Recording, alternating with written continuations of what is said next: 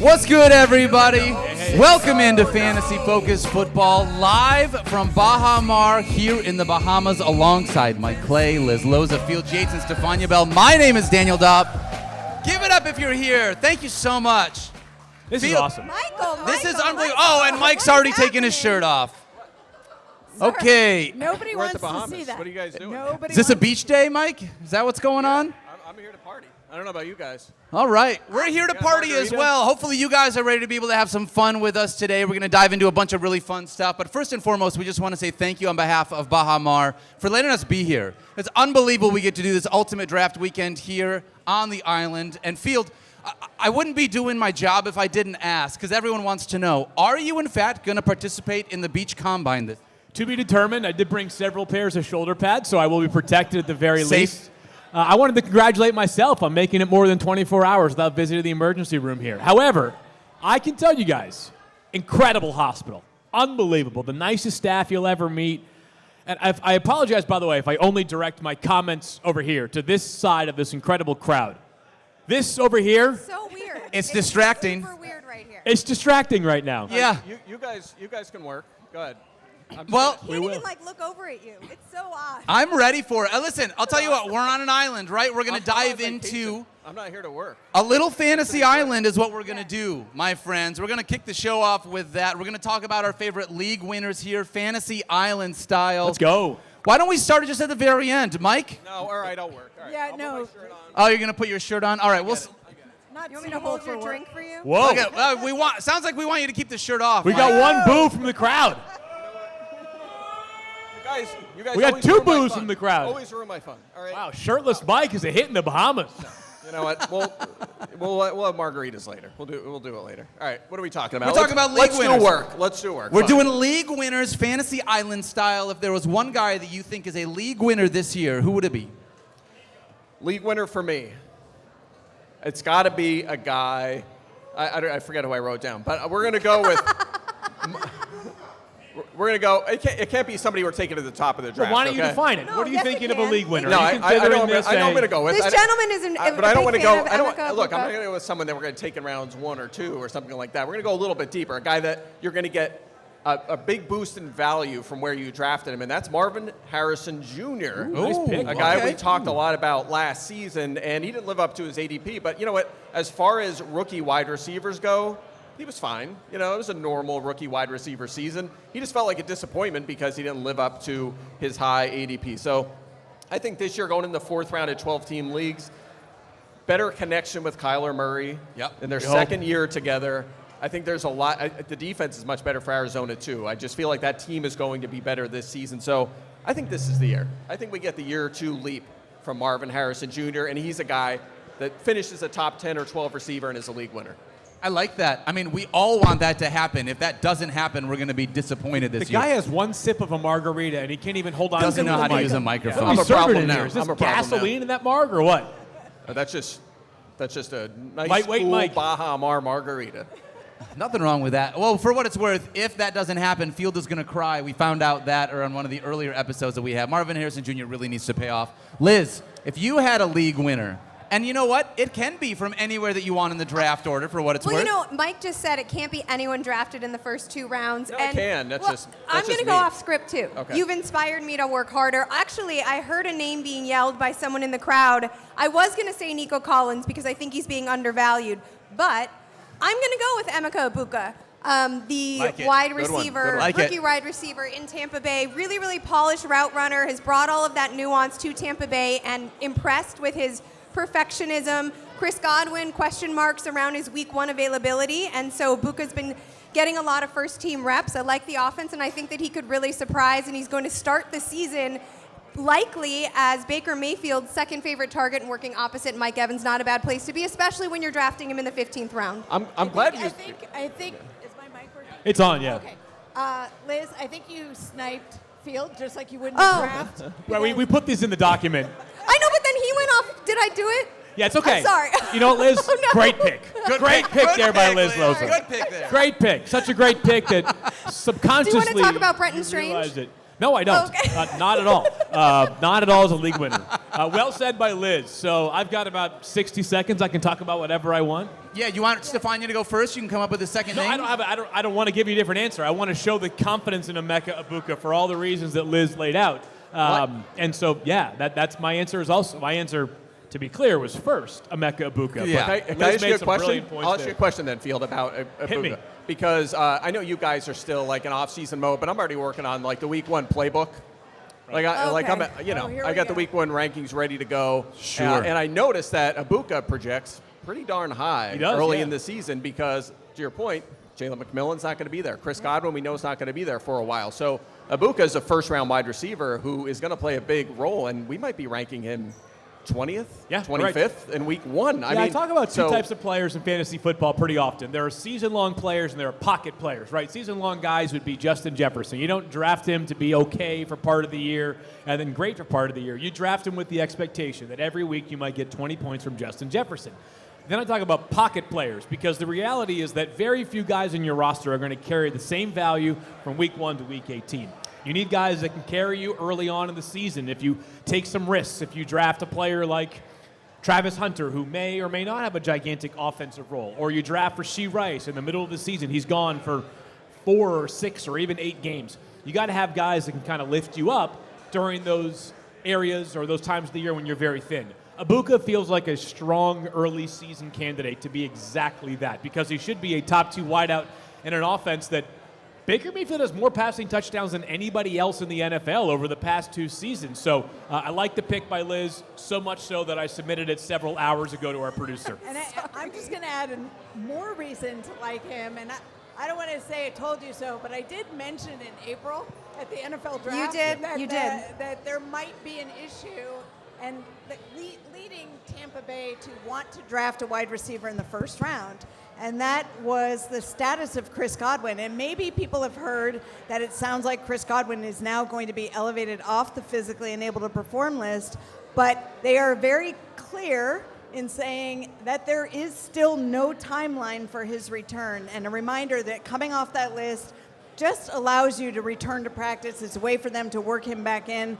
But the expectation is that he's not going to see the field for weeks. Not miss the start of the season, but potentially miss a good chunk of the season as they try to get him back to full recovery. So Emeka Egbuka not only impressing people, well, I mean, he could have been, but not only impressing people at camp in terms of how he's participating, but for fantasy purposes, like the benefit is right there. I'm just curious if the cat's going to be out of the bag with him if he has a good first month. Like, how do you put that back away? Correct. That's what you don't do. Genie You play can't 3 be receivers back at one time. I don't know that they need to because what it will provide for them, I think that people keep thinking when Chris Godwin comes back, like he's back. It's either he's gone or he's 100%.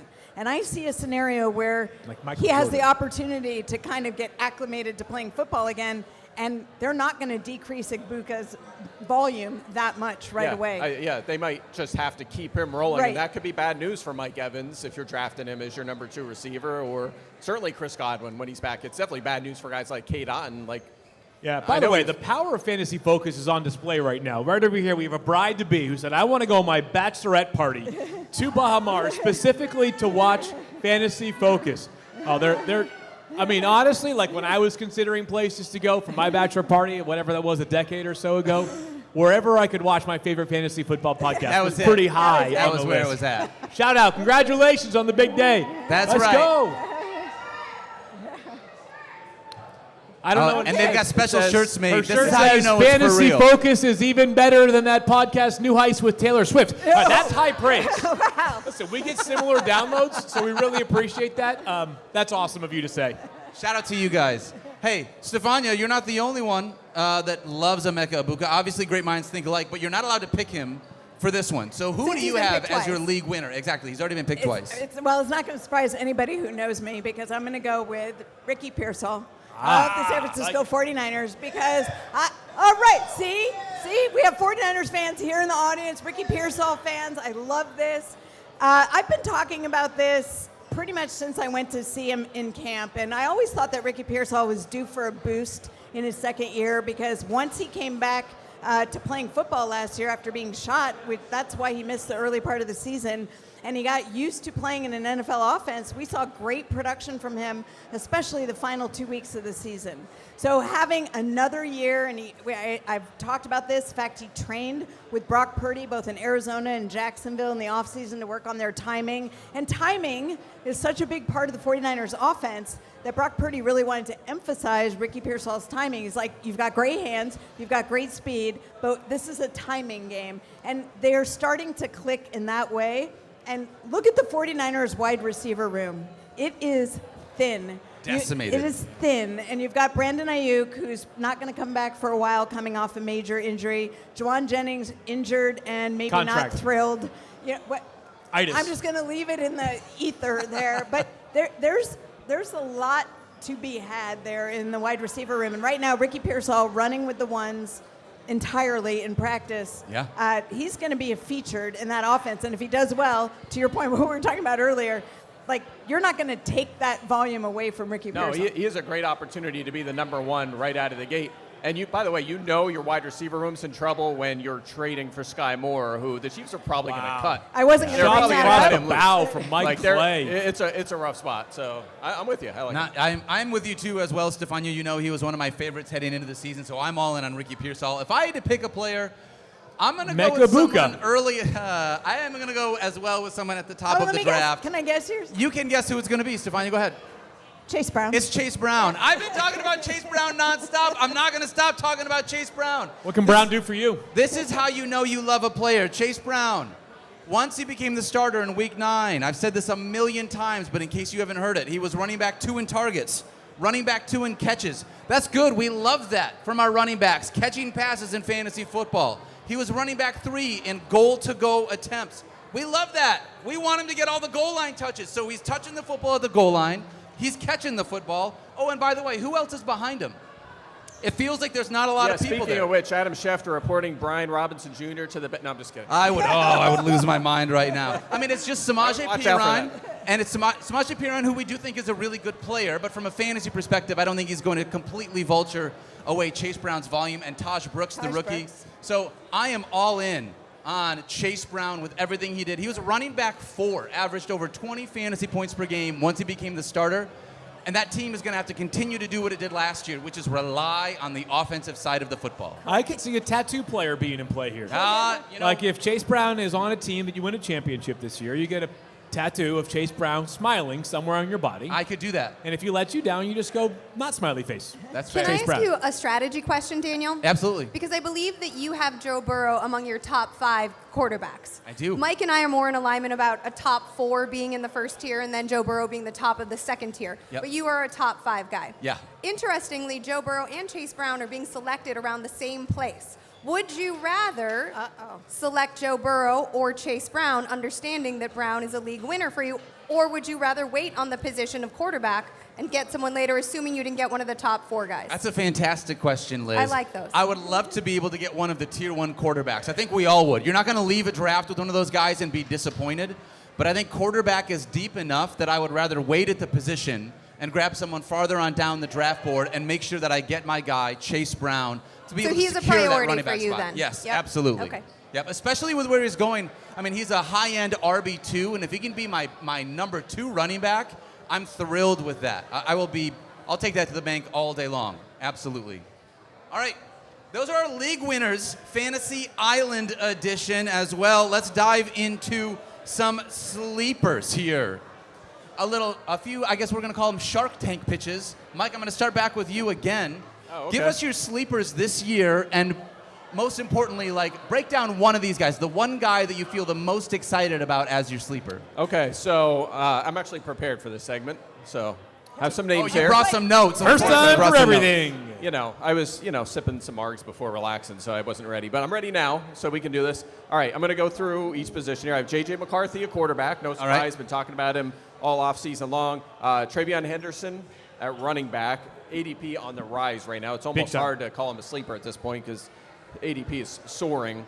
Wide receiver Matthew Golden of the Green Bay Packers, and tight end Colston Loveland. I think my favorite guy right now by far has to be Matthew Golden. I mean, he's the guy I've drafted probably more than any other player this offseason. ton of rookie drafts. He's been undervalued in season long. And there's an attrition problem at wide receiver up in Green Bay right now, too. Yeah, speaking of wide receiver rooms with injury issues, but I don't know that necessarily mattered a lot. Like, it'll help him a little bit, get him a few extra targets. But look, the Packers have had wide receiver issues for a while. They haven't had a number one, so they've spread the ball around. But now they have. They spent a first-round pick on a wide receiver for a reason. This guy has excellent speed. He can line up all over the field. He can contribute in a lot of different ways. He has one of the best quarterbacks in the NFL, just straight up. We're not talking fantasy, just straight up. Jordan Love, when he is healthy, is one of the better quarterbacks That's kind of a bold in the NFL. statement, Mike. And by the way, what's the pushback on Golden, right? The Packers spread the ball around. They did that because they didn't have a number one receiver. They have featured, Matt LaFleur's offenses have featured number one receivers. We've seen that in the past, whether it's been Devontae Adams, Corey Davis, and at times, some of these Packers, because they didn't have a choice, Christian Watson, I was never high on that guy. Don't let Daniel tell you otherwise. Romeo Dobbs, Jaden Reed, like they've tried to feature Devontae these guys, Wicks. and it hasn't worked out, which is why they Devontae invested in that position this year. So I'm all in on Matthew Golden. 12-team ADP right now is still in the 8th round, which I'll take that every single day. When you talk about that, Mike, I mean, we already went through the idea of, like, Green Bay Packers, we've been trying to make this be a thing, right? As a wide receiver one, is there anything that gives you pause when it's a little bit of a smaller wide receiver like Matthew Golden? Or are you like, you know what, he can still be that guy? Not necessarily. I think the NFL has changed a little bit in that regard. There's plenty of undersized wide receivers that are high-impact starters all the time. I mean, obviously, the easy one is to say is Tyreek Hill. I'm not saying he's the next Tyreek Hill, but he's You heard it here first. Mike Clay just said Matthew Golden is the next Tyreek Hill. Yes, that's what I said. Yeah. Okay, thanks, Field. Okay. Jordan Love is one of the best quarterbacks in the NFL, and Matthew Golden is one of them. Yes. Look, if Matthew Golden's Tyreek Hill level contributor, my fantasy teams are going to do pretty good this year. And so let's not forget, I mean, 2 years ago, Jordan Love finished as quarterback 5 in fantasy. When he is healthy and out there slinging it, he is unbelievable, not just for himself, but for his pass catchers as well. So that. Yeah, if he runs more, he'll bounce back in fantasy. The problem is, as we'll get to as you guys work through your sleepers, is there's so many guys like that at quarterback this year. Yeah. There are so many breakout candidates, bounce back candidates. The position, like, I love that top group, but after that, there's so many flyers you could take at that position. That's part of why I would be okay waiting at the quarterback spot and grabbing someone like Chase Brown. All right, Liz, we're going to go with you next. Let's dive into some of your sleepers here for 2025. Well, I have one in every position, but you just talked about quarterbacks that could bounce back.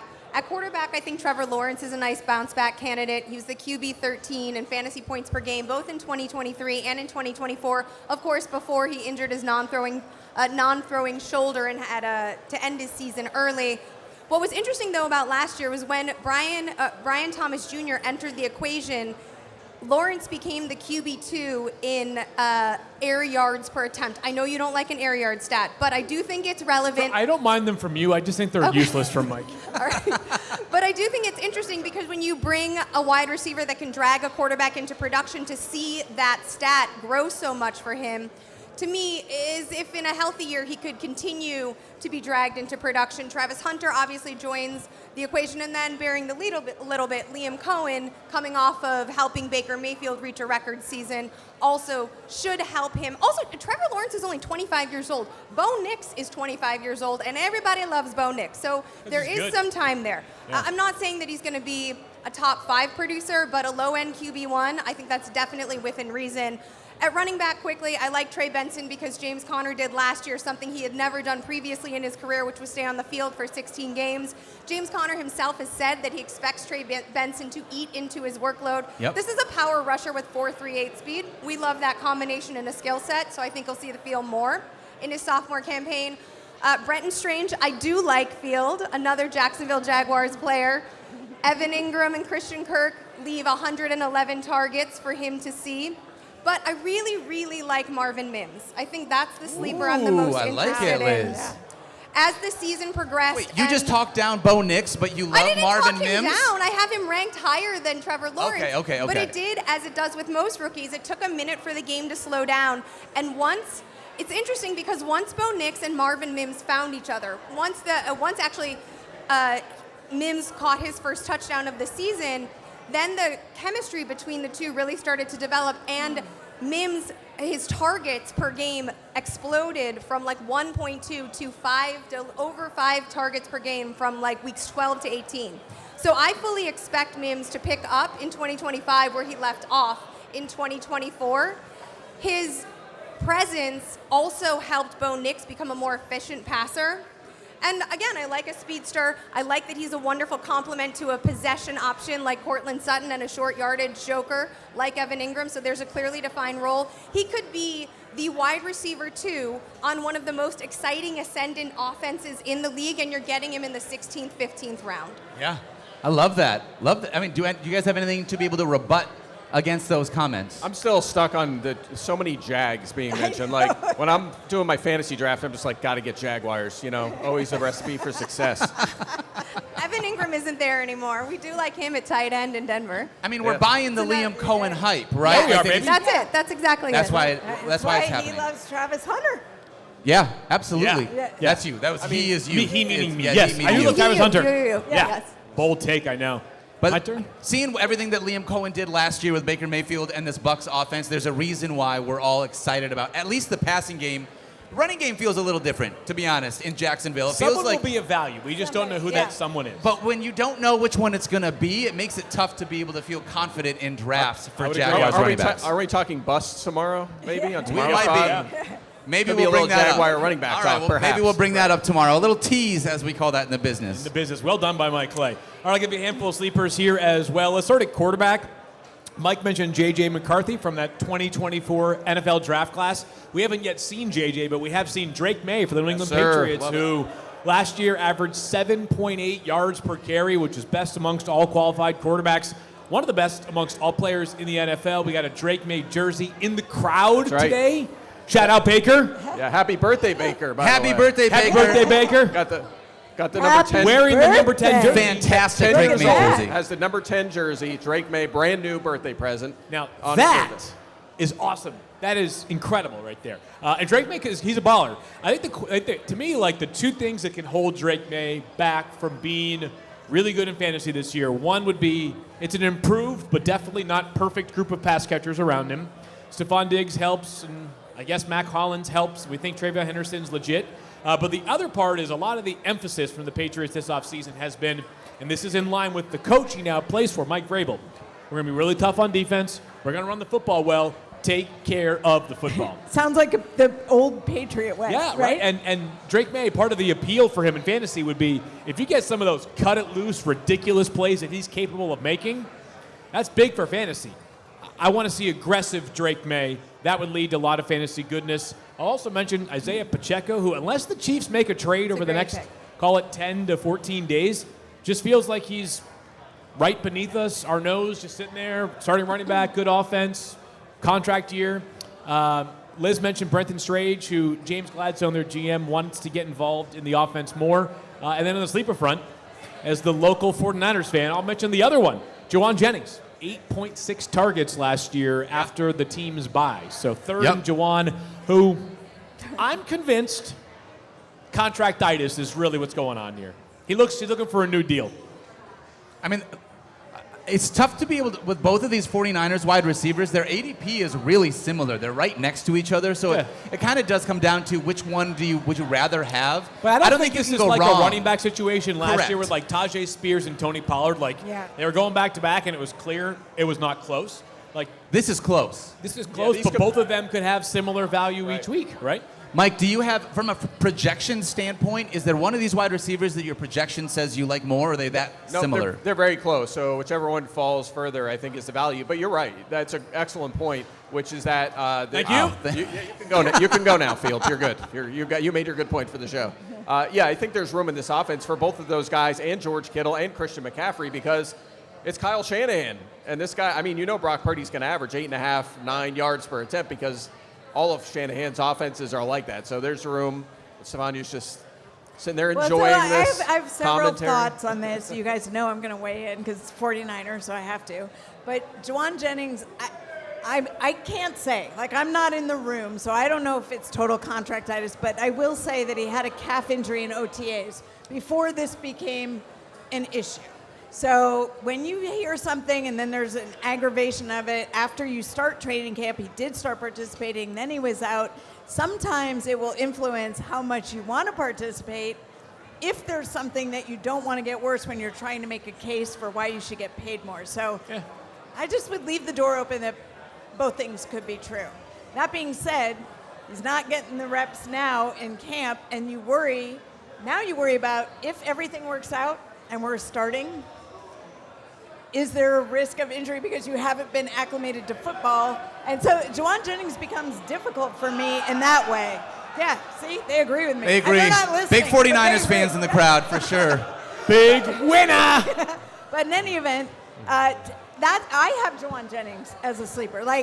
I really like, but I feel like I'm fudging on that a little bit now because I'm not as confident as I was before, and I think Ricky Pearsall has sort of overtaken him for me in that group, but they are close. If you were, just because I'm curious, if you're on the board right now, Mike, which wide receiver are you taking first, Juwan Jennings or Ricky Pearsall? I'm going Pearsall. I went the upside. I just feel like the ceiling's higher there. He was a first-round pick last year, and he's coming off, to Stephania's point, 2 really good games to finish last season. It's a really good situation, easiest path to their number 1 wide receiver job, so I think he's the play. Liz, which way would you go? I agree. All of the points that Mike made. I mean, this is a moment also where I look at draft pedigree, and there's so much hype around Pearsall, and the ceiling feels so high that I would love to have that upside. I go with Pearsall despite the fact that I was the one that made the case for Juwan Jennings, because while I do, my spider senses are telling me this is a calf thing. It's a contract thing more so than a calf thing. Even if the calf feels fine, he's not going to play until the contract gets done. And as we have seen around the NFL, these contracts have proven very tricky for teams with veterans. Yeah. Terry McLaurin, Trey Hendrickson amongst them. Absolutely. And I'm more in on Pearsall than Jennings. Although, like we've been saying this entire time, the value you're going to get with whoever the second one is still plenty fine for you to grab in drafts. You're getting value all around in San Francisco. CMC, I think you're getting some value because of durability concerns. George Kittle, you're getting value in. Yeah. There you go, Keep saying good things about the Niners. Investing in San Francisco's pass catchers is never going to be a bad deal. Yeah, well said. All right, Stephania, do you have any sleepers that you want to give us that aren't 49ers? Because we just talked about the entire team. Should I say Brock Purdy is a sleeper quarterback? Because, but yes, they like it. I know. Love us some Brock Purdy. I think there was a blackjack. Was there a blackjack? Which means, roll the dice. Brock That's Purdy, right. Good. Something I'm trying to make some analogy here in the casino. Well, I actually, in the quarterback position, my sleeper is Dak Prescott. And I feel like this is sort of, sleepers, you feel like it's sort of the unsexy picks a lot, right? Because the definition of sleeper, at least the way I came to it, is somebody who's going to outperform their draft position. So it's not like you don't know what you're getting with Dak Prescott. We know that he's been very solid in the years that he's been healthy. He's not running the ball as much as he used to since the ankle injury, but he doesn't need to.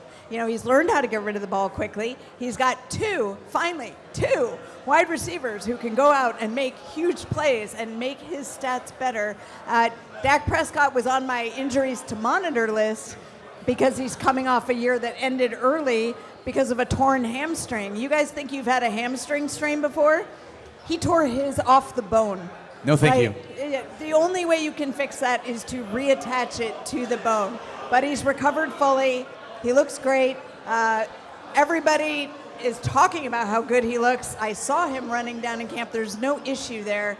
So Dak Prescott, to me, for where you can draft him, is one of my top sleeper quarterbacks. He was the QB3 just in 2023. He's the QB3 overall in fantasy in 2023, mostly because of his passing prowess. That defense has a lot of drama, a lot of mess. There's no way he's not going to throw the ball a lot again this year. Yeah, but he did run quite a bit that year, and we did not see that at all last year. So my question is, the rush, if not you get since 2020. What? Not since 2020. Well, he hasn't run to the same extent. Not as much, but it was a contributing factor. If he runs for 54 yards this season, he's not going to be a QB1. So my question for you is, if you reattach the hamstring to the bone, right? Yeah. Is he going to run now? Can he run, or is he just going to be a pocket quarterback? Is he Jared Goff now? I don't think. I think his.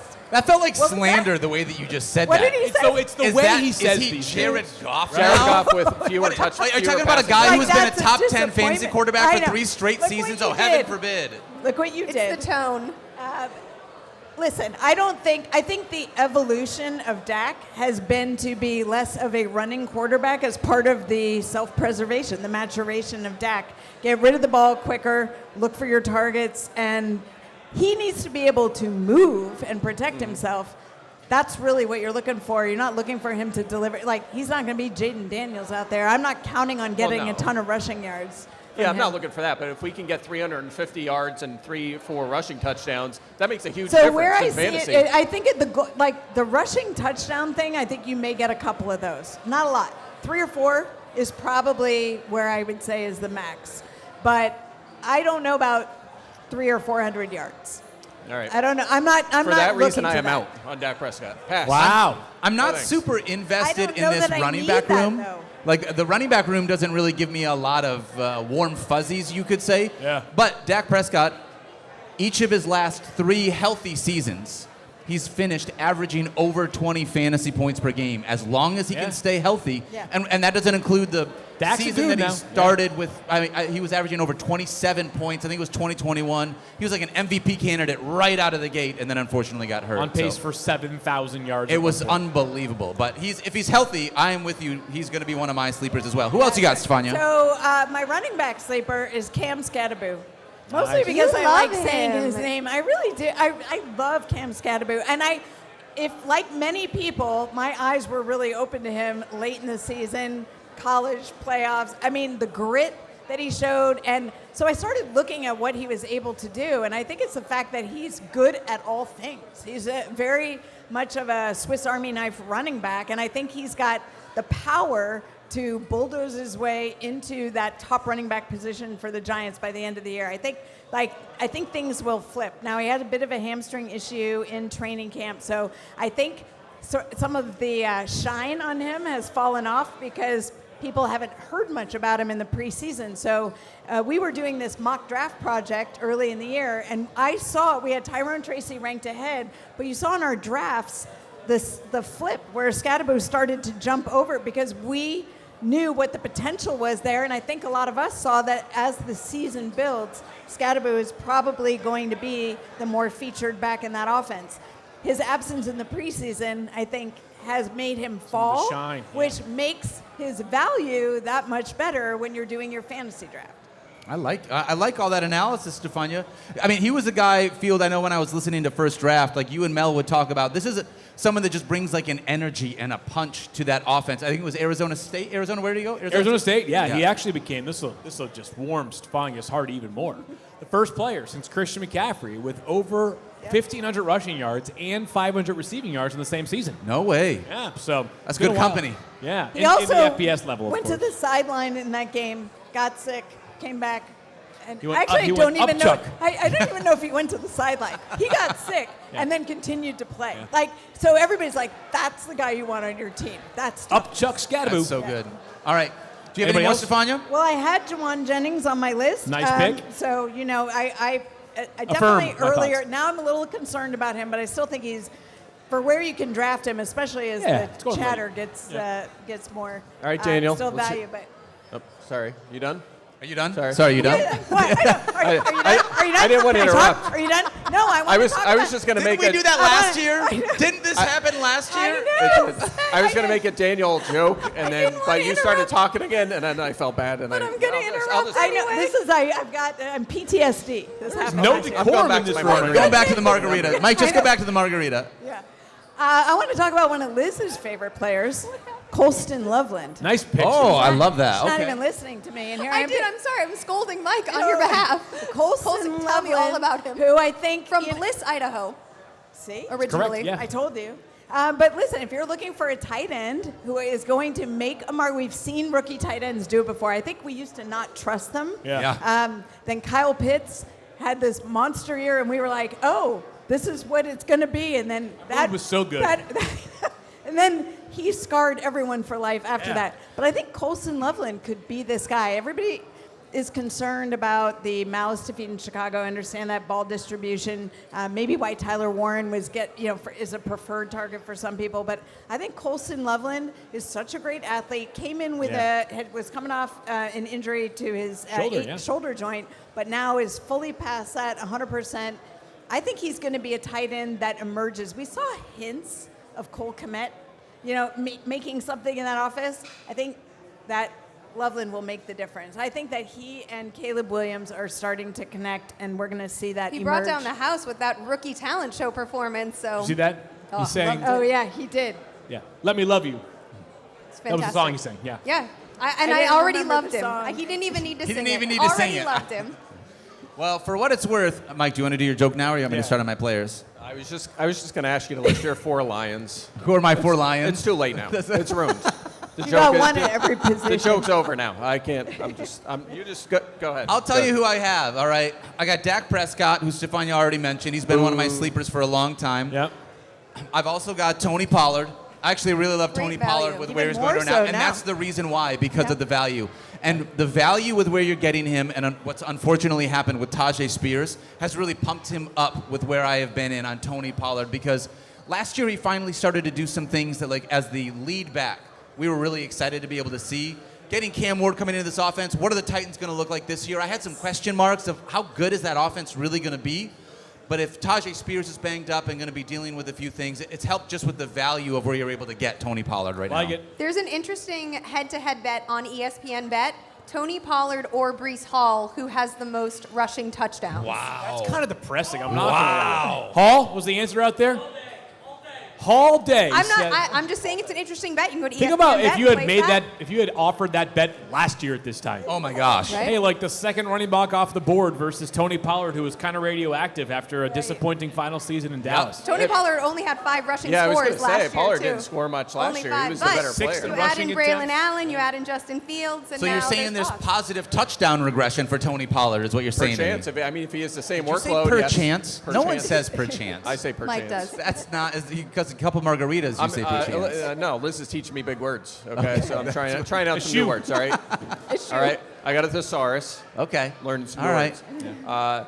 Yeah. No. I think. I think if he keeps the same volume, he'll be fine. And by the way, I feel like Tony Pollard and DeAndre Swift are kind of like evolving into almost the same guy, at least from a draft asset. a good point. They're like the same area of the draft, same kind of thing. They're just like the boring veteran running backs that are still have the clear path to the lead back job. So I kind of keep putting them together for some reason on draft day. I like that. If I can get either one of those two guys as a low-end RB2 because I'm attacking other positions in the draft, I'm okay coming home with both of those guys.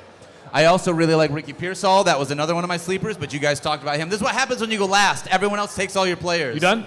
The last one that I have Sorry. was going to be Jake Ferguson at the tight end spot because I'm buying Dak Prescott in this passing game, right? He's basically cheap. Not someone in a 10-team league that I would target, but if I'm in a 12-team or deeper, and I have other managers that address the tight end position, maybe they go for 2 tight ends, I don't mind grabbing a Jake Ferguson late, being that I think he's going to be able to get some more upside here. But I love that pick. One of the Snake Cowboys pit. that got paid in the offseason? Yes. One Yeah. Of, one Yes. of Yeah, the few. I did get a little nervous when I looked at my list because I had Dak Prescott, Jake Ferguson, and former Cowboy Tony Pollard. I think there's too many Cowboys. A lot of Jaguars and a lot of Cowboys. I got to pump the brakes there a little bit. But that'll be my sleepers. Those were a great grouping of picks, guys. Obviously, continue to follow us over on Fantasy Focus as we talk about this. I want to close the show out Okay. with one thing you guys have learned so far this year when it comes to either draft strategy, something you've taken away from your mock drafts, one thing that you feel like you're walking away from drafts with. Mike, I'm going to start with you at the end. Liz's league winner is Emeka Egbuka. That's it? Thanks. That's yours? That's all That's I've the whole learned. thing. That's it. Yeah, I think lately something I've kind of adjusted to is, let me start this way. A guy that I drafted quite a bit in our mock draft project was Michael Pittman Jr., and the thought process there was similar to Colin Sutton last year. It's like he's going in the 10th round. Yep. He's a very talented player. You're kind of getting a little bit of a dip here. There's concerns about the quarterback situation, but the thought was if it's not Anthony Richardson and it is Daniel Jones, there's at least a chance that that floor comes back for Michael Pittman. And remember, he was a top 20 scoring wide receiver 3 years in a row before the disaster that was last year. So Daniel Jones is a starter now, and I feel a lot better about Michael Pittman. I think his ADP should climb a little bit, but that's a guy I'll continue to pick a lot. And I also moved up some other guys in that offense as well, including Tyler Warren, who I had a little bit behind Colston Loveland most of the offseason. I moved him now ahead of Loveland. He's going to carry the football as well. He's going to be involved as a pass catcher. And with Jones there, I think he's in a much better Let me spot. ask you something. because I am not convinced that the quarterback stays the quarterback. I don't care about the Maybe quote. not for 17 weeks, but I think he's going to have a little bit of a So how runway. long does Daniel Jones need to be the quarterback for you to be comfortable that those players that you're picking based on Daniel Jones being the quarterback are still worth it? Well, he will be early in the season. So if I'm getting half the season, at 10th round, Michael Pittman, I'll be in a good spot because you're building your team all season long. Things will change. Players will get hurt. But if knowing that Jones is starting early on, and remember, last year with Daniel Jones, Malik Neighbors led the NFL in target share. And I'm not saying Michael Pittman's that good, but he is good. I mean, he is a really good #1 NFL wide receiver. But Mike, ain't nobody ever used to have a bad back. What's that? Ain't nobody ever used to have a bad back. All right, so you're fading? I'm just nervous about it. How many yards touchdowns I'm last just year? nervous about that. A lot. Last year? Neighbors, A lot of yards. Neighbors crushed it. How many touchdowns did he have last year? That's always been a part of Michael Pittman Jr.'s game, 7, too. 8. Hold on now. You know what? Are you going to look it We're up? going to look it up. We're going to look it up. Liz, why don't you go next while Field looks up this stat? I'm going to look this up. If you have one thing that you're taking away from drafts or something that you've noticed, what is So it? this was actually inspired via the conversation we had at dinner tonight, last night rather. It all is running together. I was going to say, thanks for the invite tonight, guys. We got some do you blue eat plate dinner? special eating dinner at No, there was a 3:30 in very the afternoon. passionate conversation about running back regression last year at dinner last night. And there was some talk about Saquon Barkley coming off of this 484 total touch season and whether he would suffer and whether you should take an unknown like Ashton Genty, also attached to an unknown offense, who has the freshest legs and the highest projected volume among those running backs going in the first round, whether that should be prioritized over the theoretical, I guess you could see, even though there's plenty of data to support it, regression that Saquon is headed towards. And my answer is, if you don't want to deal with the Ashton Genty question marks and you don't want to deal with the Saquon Barkley question marks, then just take a wide receiver in the first round. You can wait and get a Bucky Irving in the second round. You can probably wait and get a Derrick Henry in the second round if you're nervous about it. So I think the place that I'm coming to is, instead of like planting a flag on either running back, though I am comfortable planting mine on Ashton Genty, why not take one of those wide receivers and have a high elite floor there and then play around with running back a little bit later, especially when you can have a Chase Brown or a Tony Pollard later as well. Absolutely. Love that call, Liz. Field, where are you at? Just to put a pin in this, he had 1,204 receiving yards last year, 7th most in the NFL, despite missing 2 games, and 7 receiving touchdowns. I said 7 or 8. Middle of the road. That's a 7th. decent number. Listen, I'm not the math guy up here. That's Mike. But I think top 7 receiving yards is legit. Yeah. Here's my lesson from drafting so far this preseason. ADP matters, but do not let it hamstring how you're going to approach your draft. Great call. Hamstring. I like Yes. how you worked that in. Yes, thank you. So, you know, what happens is you go in there and you find the ADP, or you're watching, and Mike, who does an unbelievable job with the projections, has the list of players that's constantly populating and repopulating. You're like, I've got pick 25. I pick again at 35. The guy I want is 14 players away. Hey, I'm going to take someone here because I guarantee the guy that I want will be there at number 35. If there's somebody that you have any level of doubt on, just pick the player. It's okay. You really want a guy. You really, really want one of those 2 tight ends at the very top of the draft. Hey, they're 27th in the projections, but you're picking at, you know, whatever. You're picking at 15th, and you don't think they'll make it to 25. Take them at 15. If you don't, It's your team, Field. if you have any level of doubt, take the player. Now, I'm not saying doing something preposterous, right? If a guy's 120th on the board, you don't need to take him 33rd overall, right? But we've seen this a lot. I was at a player that I think of most in this construct recently is Travion Henderson. Yes, I was just going to, you took the words out of my Great point by me, thank you. mouth. He copied me. Henderson Stole my went notes. 40th during our mock draft during the fantasy football marathon, right? So, and I was sitting there, I'm thinking to myself, wow, 40th, like that's pretty rich. But Dan Graziano, who's an incredibly smart and gifted reporter, one of them, and he took him. So, and if Henderson becomes a top 12 back this year, no one will say a thing about taking him 40th overall. So if you have a target in life or in fantasy football, go grab said target. Love that. All right, Stephania, you're up. Yeah, I think for me, what I've learned is flexibility in terms of my draft strategy, because I tend to go in thinking like, I only have 4 running backs that I really like at the top position, right? So I want to get one of those 4 running backs. But then somehow I'm not in a position to get them because depending on the group I'm drafting with, they're gone when it comes to my turn. So now I have to flip strategies. And maybe I didn't care about necessarily getting one of the top 2 tight ends, but now I'm going to pivot to that because I didn't get the running back I wanted. So I want to be the strongest in a different position. I'm going to want with one of the top 2 tight ends. Or I'm targeting one of the big 4 quarterbacks this year just because Mike keep making the case for how much these running quarterbacks make a difference in terms of your total fantasy points. So now I want one of them. But unfortunately, somebody else decided to take a quarterback way too early. That run happened. Now I have to flip strategies again. So I think for me, it's been going through these different mock drafts and in some case real drafts that I've already done, flipping my strategy based on what's happening in those early rounds, and you have to be flexible on it. I mean, if I'm stuck on, no, I need a running back right away, I'm drafting someone that I don't feel that excited about and watching a player who I think is better, who's going to have more value, go by. And so I think for me, that's hard because I feel I'll have very strong opinions. And then I'm sort of having this little internal battle about making that switch. But I think this year I'm getting more comfortable with flipping my strategy. I love that. My big takeaway is going to be... Draft only Lions. No.